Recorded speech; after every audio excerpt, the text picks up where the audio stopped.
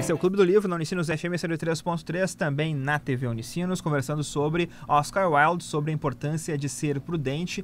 Eu queria falar um pouco agora dos personagens, porque eles são realmente adoráveis, né? Eu acho que a gente consegue ver, mesmo que todos sejam um tanto quanto escroques, alguns, outros muito falsos, mas eles são tão divertidos que tu acaba torcendo por eles de alguma forma. Não sei se vocês pensam da mesma forma, mas... Eles são bem estereotipados, assim, bastante caricatos, e como eu comentei, a gente acaba tendo um certo carisma até por eles serem assim, né? Não teve nenhum personagem que, ai, não gostei desse, eu gostei mais do outro. Tem até tia que, enfim, interroga demais, mas eu gostei digamos dela, que eu sabe? Que eu gostei porque mesmo. eu achei engraçado assim, essa preocupação, porque ela tem que saber tudo, exatamente tudo sobre...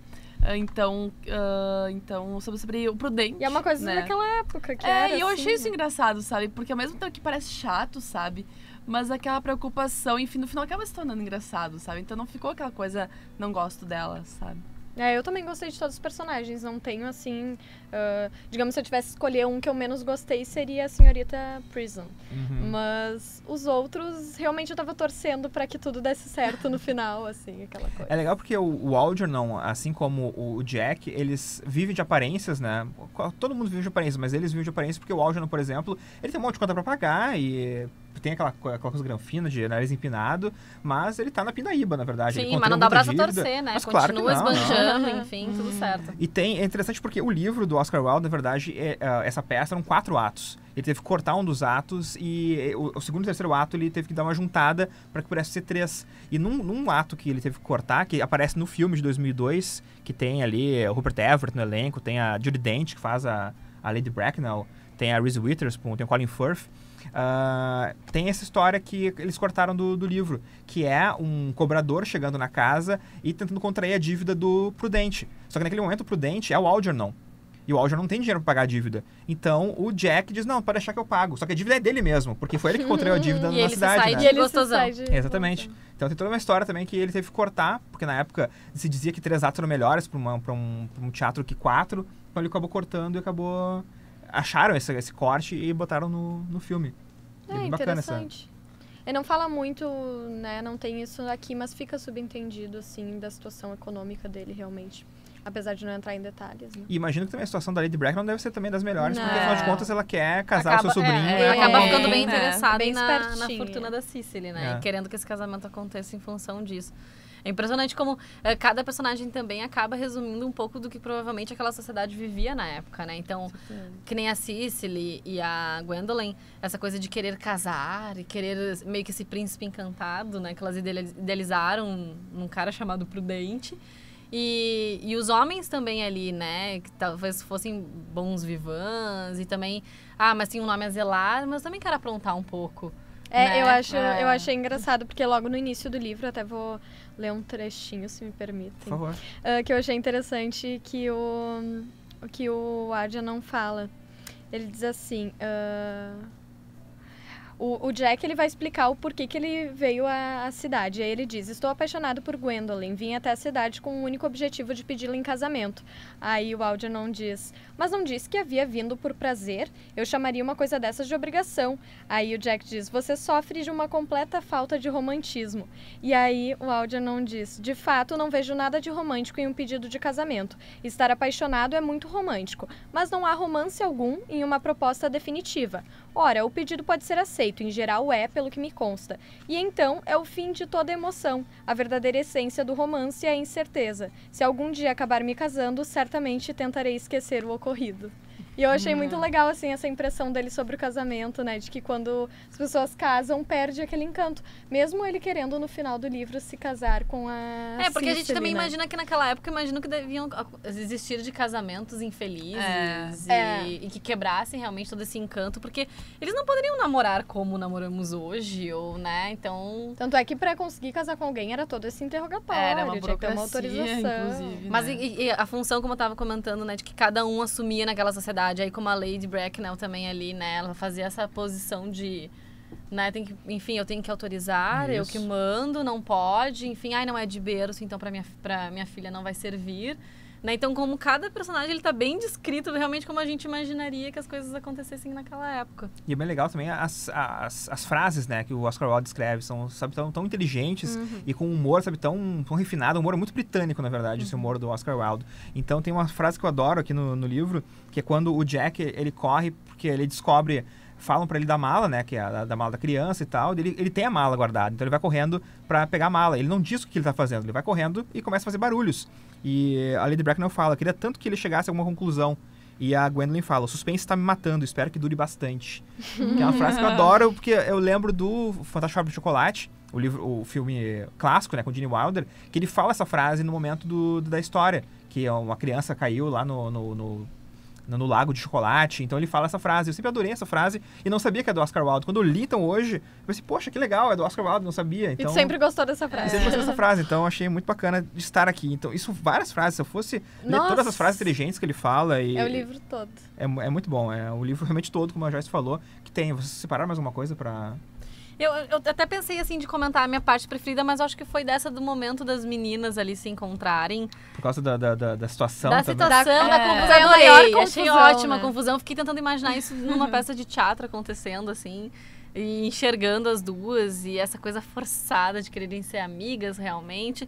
E aí uma descobrindo, não, queridinha, quem está noiva sou eu. Fiquei imaginando uma situação meio assim, né? Mais contemporânea. Não, você está enganada, não é bem assim. E elas tentando manter a classe, mas naquela discussão, né? Exatamente. Bate-boca de não, ele é mel. E todas as brigas são assim, né? Todos os conflitos com muita classe, muito isso, muito aquilo. Até tem uma cena em que eu acho que é o Jack começa a comer muitos bolinhos, né? Então até ali eles ficam naquela coisa, mas tu tá comendo todos os bolinhos, não é de muita classe comer bolinhos. Se me permite, vou pegar mais um, e fica naquela briga por causa dos bolinhos, mas uma conversa muito refinada, tudo muito... Ou quando a Cecily e a Gwendolyn estão brigando, a Gwendolyn pede, eu quero então, né, o meu chá, mas sem açúcar. E vai lá a outra e bota açúcar. Eu quero pão com manteiga ou bolo? Eu quero pão com manteiga. Então vai o bolo. Vai querer agradar pra quê? Não, né? Então não tu pode. imagina trazendo essa briga pros dias de hoje. Não, ia ser... Nossa, essa é uma baixaria. Com certeza não se daria assim. E é legal porque os filmes, geralmente eles se passam realmente, né, no passado. Eles não fazem os filmes na época atual, até porque acho que a história é muito mais interessante naquela época mais vitoriana. Apesar mesmo, de hoje a gente vive ainda muito de aparências e numa sociedade onde muita coisa se zela ainda, com certeza faz muito mais sentido numa época como essa, né? Tem algumas versões desse filme pro cinema. Acho que a versão a mais nova e a mais bacana por causa do elenco é a de 2002, que é dirigido pelo Oliver Parker, e que tem o Rupert Everett, tem o Colin Firth, que foi ganhador do Oscar já, tem a Dame Judi Dench fazendo então a Lady Bracknell, que é ótima, a Reese Witherspoon, tem o Tom Wilkinson fazendo o Reverendo, então um elenco bacana. Tem também uma versão de 1952, que essa aqui é um pouco mais antiga, e que também é bem fiel ao livro do Oscar Wilde. Eu acho ótima a capa desse livro, porque quem está nos ouvindo desse filme, aliás, para procurar, porque fica essa aqui é para ser então a Lady Bracknell. Sim, olha uma cara de né? Uma cara, as meninas não estão assustada. conseguindo ver, mas depois vocês acessem, bem interessante. E é bacana procurar isso, né? Esses filmes também que são baseados e bem interessantes também em cima dessa história do Oscar Wilde. Eu queria então, né, já que a gente está fechando já nosso clube, com as nossas considerações finais, e quero começar com Jéssica Zang. Então, com certeza, é um livro que eu já recomendei para meu irmão, minha mãe, meu pai, para todos os meus amigos, porque eu realmente, assim, de todos os livros que eu li aí nos últimos tempos, eu já tinha lido também o Retrato de Dorian Gray, do Oscar Wilde. Então, são livros que tu acaba te sentindo inteligente durante a leitura, sabe? Tu acaba refletindo junto com as frases e tu acaba criando até um outro modo, às vezes, de enxergar as coisas, sabe? Então, realmente, é um autor realmente espetacular. Eu acho que não tem outra palavra para definir. Ele realmente é maravilhoso. E acho que quem tiver a oportunidade também de ler esse livro, é um livro muito bom, tanto para questões, tu quer ali te divertir, não tem muito tempo, tu senta num dia, tu lê se tu quiser. Então, realmente, quem quiser, super recomendo. Joyce Roires? Olha, eu já falei aqui no início e ao longo de todo o clube, adorei de verdade esse livro. É um livro curto e é um livro que mesmo que não fosse curto, ele é muito rápido de ler, como a gente já comentou. Então também super recomendado para todos que tiverem a oportunidade de ler. E, enfim, pretendo ler agora outras obras dele, até o próprio Retrato de Dorian Gray, que a Jéssica comentou. muito divertido, assim. Muito divertido mesmo.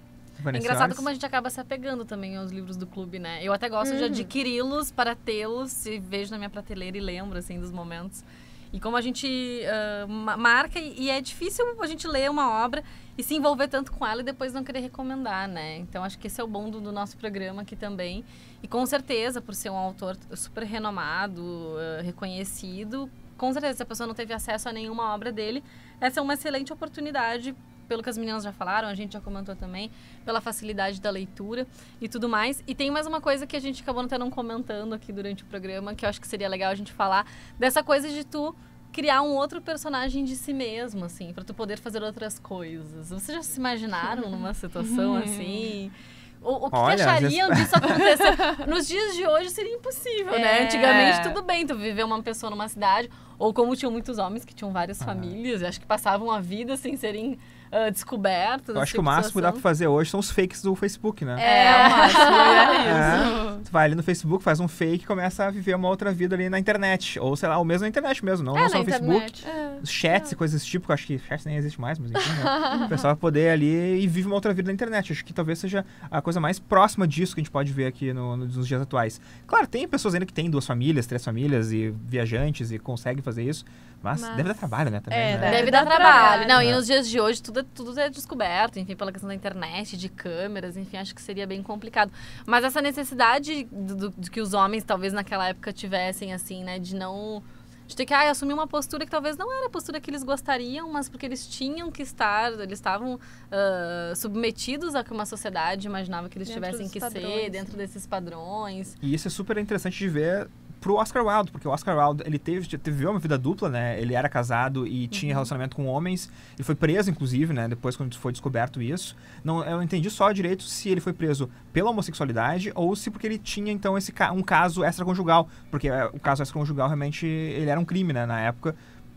Então, mas eu acho que teve relação também com o fato da homossexualidade. E aí tu imagina essa coisa da dupla identidade ali mesmo. Quer dizer, tem o que eu quero ser e tem o que a sociedade impõe que eu seja. Né? Esse conflito, é uma coisa que ele traz dele mesmo, que é do autor. Né? É muito legal quando o autor traz isso, né? Consegue botar isso no livro, né? Uma coisa da sua experiência, da sua vida, sua vivência, e colocar no livro. Posso dar minhas considerações também finais? Vamos lá.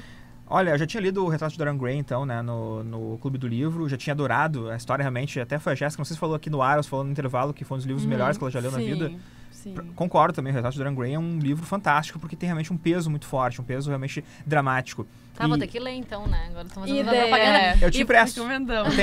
E foi legal porque o Rodrigo, quando eu soube que eu estava na lista para participar desse clube, o Rodrigo me olhou e falou assim, tu vai gostar muito desse livro. Eu lembro que o Rodrigo disse. A importância de ser prudente. Daí no início começa falando de casamento, eu falei, será que é por causa disso? Que ele falou isso pra mim? Mas depois não É porque não no início a Iori estava meio assim, será que eu vou gostar? Rodrigo, mais uma peça? Mais uma peça, né? Porque, enfim, o Macbeth foi excelente, foi muito bom, mas é uma leitura que exige muito mais, mas foi bem diferente a relação mesmo. E realmente, Rodrigo, obrigada por ter me colocado nesse clube.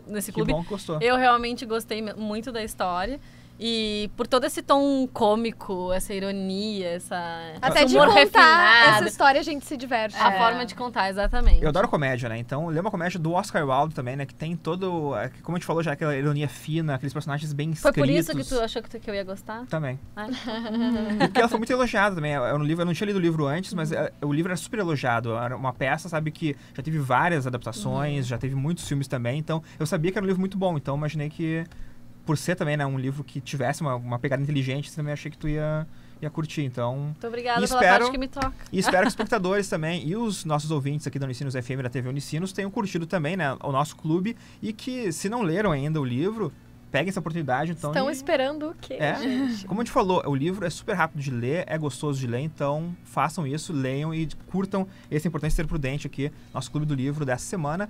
O Clube do Livro volta semana que vem, então eu quero agradecer a Jéssica Zang. Obrigada, Rodrigo, pela oportunidade. Estamos aí na próxima. Joyce Reures. Eu que agradeço. Até o próximo clube. Vanessa Iores. Até o próximo episódio. Isso aí, então. Semana que vem temos mais Clube do Livro na TV Unicinos, também na Unicinos FM. Lembrando sempre que se tu perdeu algum clube, youtube.com/TV Rádio Unicinos, pode ver todos os clubes por lá. E também, se gostou, compartilhe, curta Pode ali. assistir a temporada passada também, Isso. né? Enfim, a gente sabe que tem uma galera aí que acessa, às vezes precisa fazer trabalho sobre os livros, enfim.